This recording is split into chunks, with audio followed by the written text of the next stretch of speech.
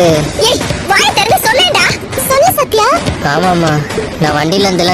ஏய் சொல்லுடா சத்யா, உன் மேல எவன் கை வச்சது? மா, அது வந்து நான் இப்பெல்லாம் பொண்ணு வந்து ஏய் இவனை வச்சு இப்ப நேர்மையா தான் வேலை பாக்குறான். ஏய் கையை யார் உடைச்சது? சிட்டி கிட்ட நிறைய பேர் வட்டிக்கு வாங்குறாங்கம்மா. அதுல மாவு சிட்டியை அடிச்சிட்டாரு. என் ஃப்ரெண்ட் அடிச்சா நான் எப்படிமா சும்மா இருக்க முடியும்? அப்போ அந்த செல்வன் தான் உன்னை அடிச்சானா?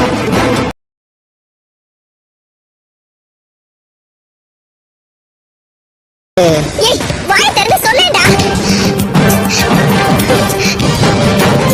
இவன் கையை அவர்தான் அடிச்சு உடைச்சிருக்காரு.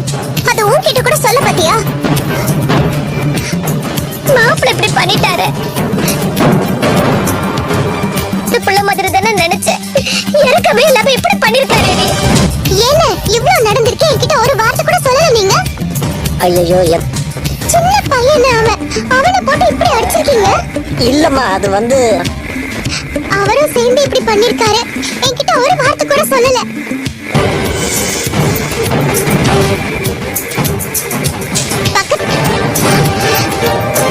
குடிச்சிட்டீங்களா? அப்ப பகல்லே ஆரம்பிச்சு. சும்மாறா தங்கச்சி, அதெல்லாம் ஒண்ணு இல்லம்மா, நீ வீட்டுக்கு போமா. சின்ன பையன் அவன் கிட்ட தானே இருந்தீங்க, ஏன் இப்படி ஆனீங்க? தெரியாத விஷயம்லாம் தெரியும் போது ஞானம் வந்துடும். அப்ப படிக்காத பையன் கையை உடைக்கலாமா? இப்படி எல்லாம் என்ன இல்ல பேசட்டும். என் தம்பி அங்க எப்படி உட்கார்ந்திருக்கான் தெரியும். அவன் எதிர்காலம் என்ன ஆகும்னு கொஞ்சம் கூட யோசிச்சு பார்க்கல. அது எப்படி யோசிக்க தோணும்? யாரும் குறுக்க வர வேண்டாம். என் புருஷன் கிட்ட நான் கேள்வி கேட்டுட்டு இருக்கேன். உங்ககிட்ட எல்லாம் கேட்டு என்ன ஆக போகுது? இனிமே உங்ககிட்ட பேச ஒரு பிரயோஜனமா? உண்மையை சொல்லிருக்கலாம்ல. ஃபீல் பண்ணாதீங்க மீனா, உங்க தம்பிக்கு சரியாயிடும்.